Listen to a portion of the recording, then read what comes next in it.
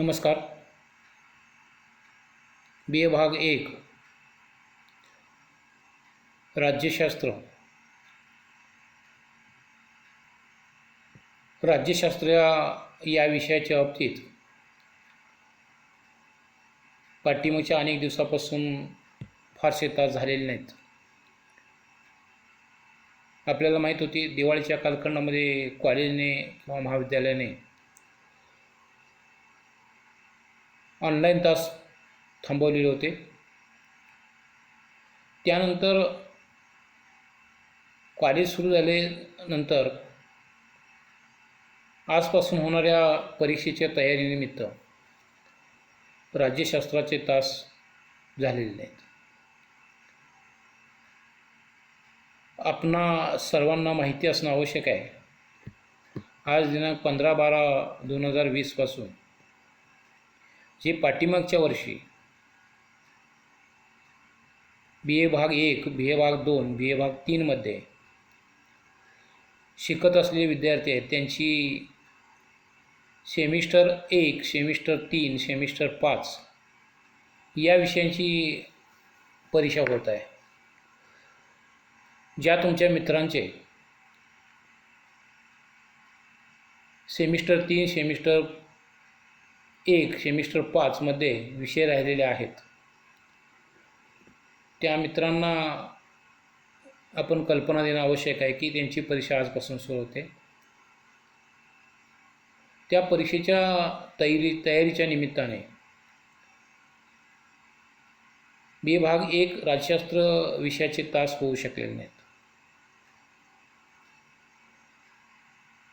आज परीक्षा जरी आज चालू असली तरी तयारी पूर्ण झालेली असल्यामुळे पुन्हा तास आपण सुरू करतो आहे. यापूर्वीच्या तासामध्ये आपण राज्यशास्त्र या पेपरमधील पहिले प्रकरण राज्यशास्त्र परिचय, त्याचा अर्थ, व्याख्या, स्वरूप, व्याप्ती हा भाग आपण यापूर्वीच्या तासाला पाहिलेला आहे. राज्यशास्त्र या विषयाच्या बाबतीत पहिलंच प्रकरण राज्यशास्त्राची ओळख होणं गरजेचं आहे. राज्यशास्त्र या विषयाच्या बाबतीत प्राथमिक गरज म्हणून पहिलाच टॉपिक तुमचा राज्यशास्त्र परिचय आहे. अर्थात त्याची सविस्तर माहिती आपण पाठीमागच्या तासाला पाहिलेली आहे.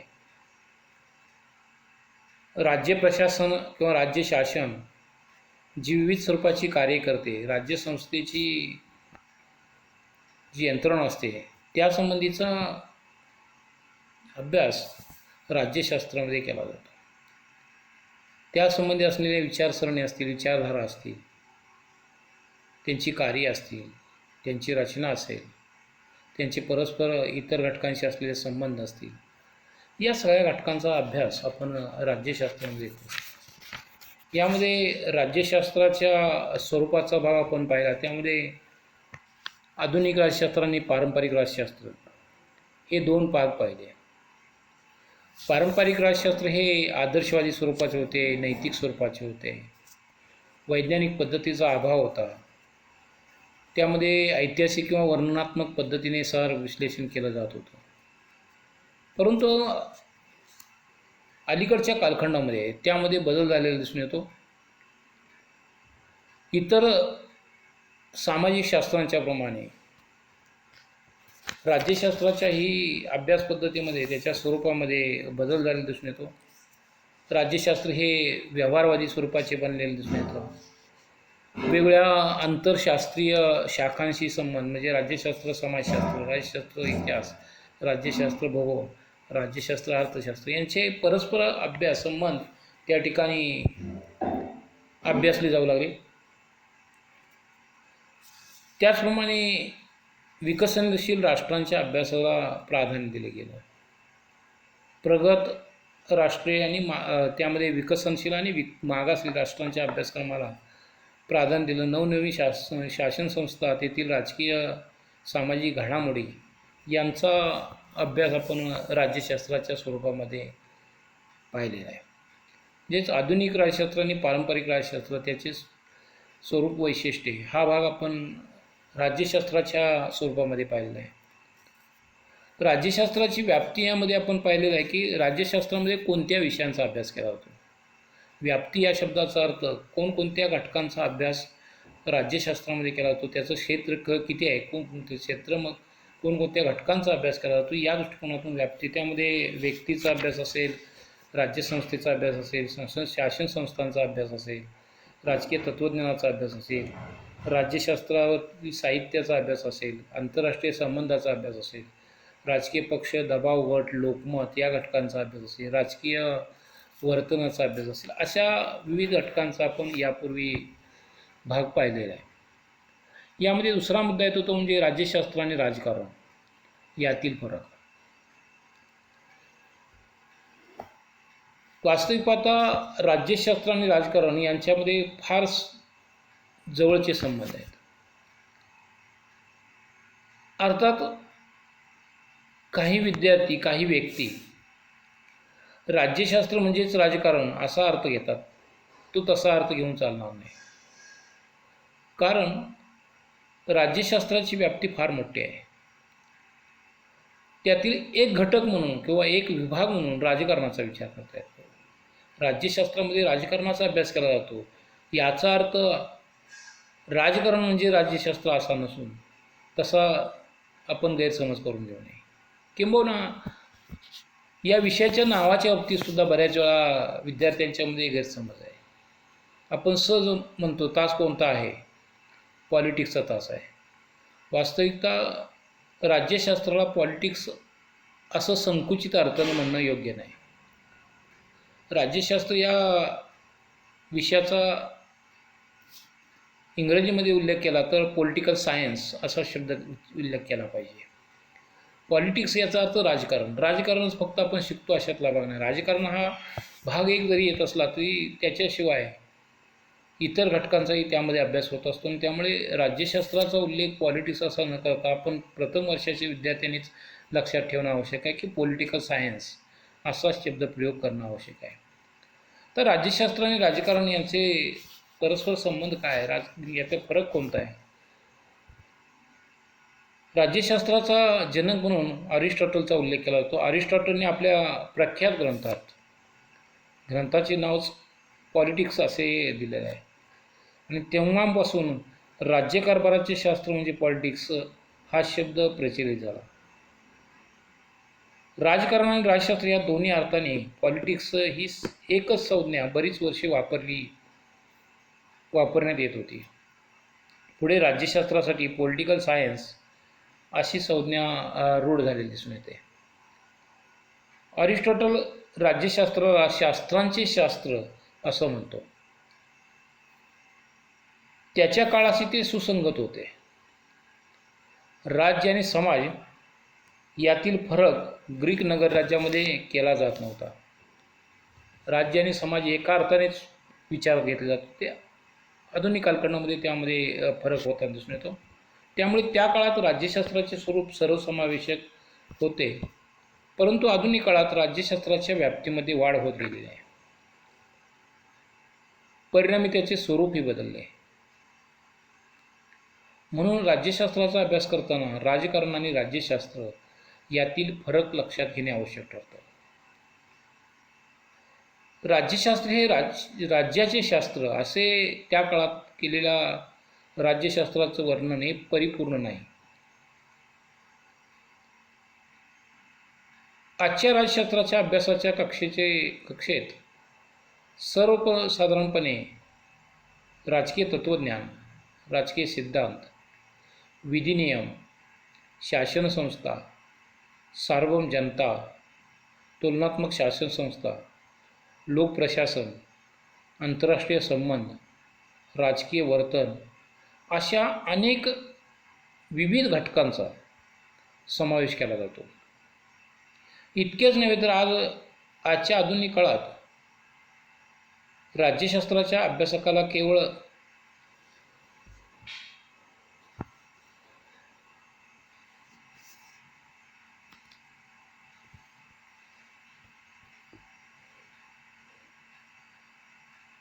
आपल्या शास्त्रापुरतेच ज्ञान पुरेसे ठरत नाही. आंतरशास्त्रीय स्वरूपाचं ज्ञान आज त्या ठिकाणी प्राप्त होणं आवश्यक आहे. अर्थशास्त्र, समाजशास्त्र, मानसशास्त्र, संख्याशास्त्र याविषयीचे आवश्यक ज्ञान राज्यशास्त्राच्या अभ्यासकाला असणं आवश्यक आहे.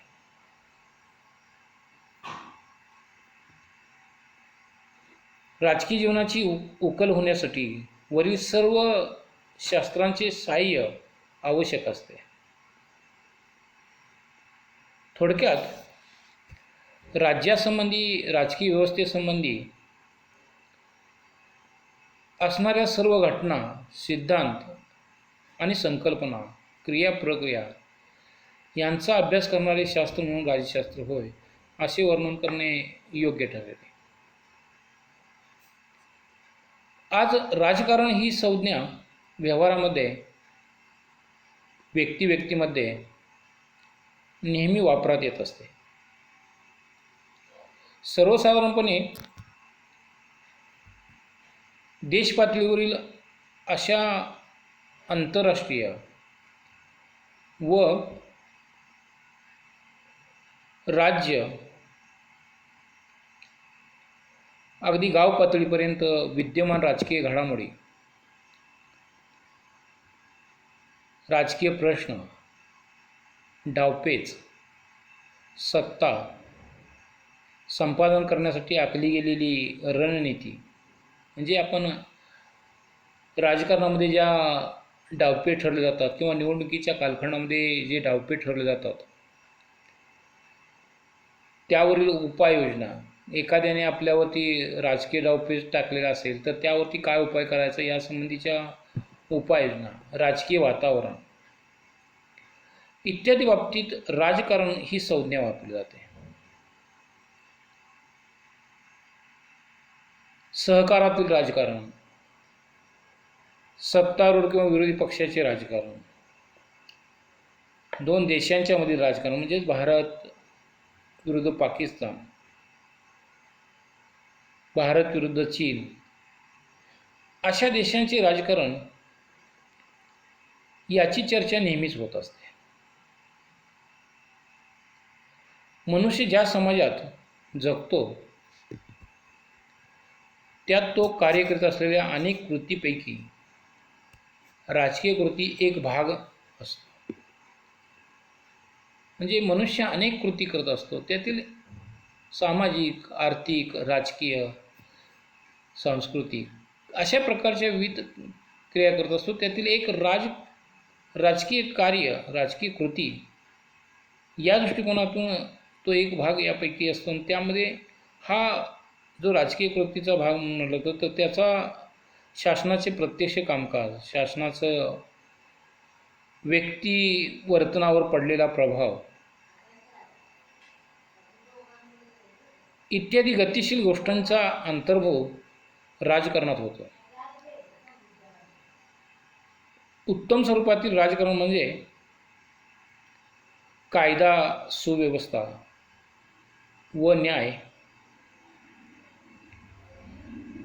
यांचा घेतलेला शोध असतो. तर वाईट स्वरूपात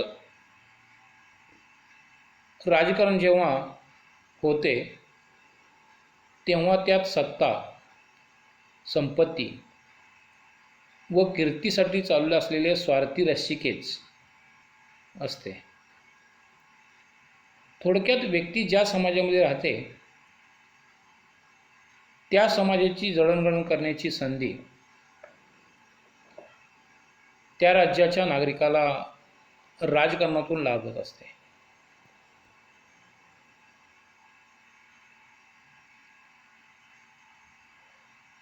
राज्यशास्त्राचा जनक अरिस्टॉटल याने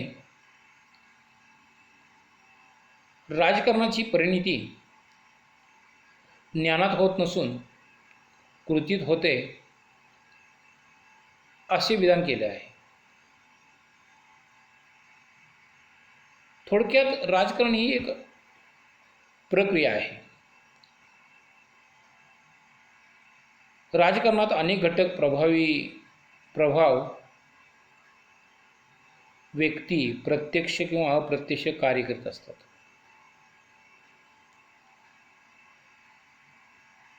तरी पण राजकारण केवळ त्यांच्यापुरते मर्यादित राहत नाही.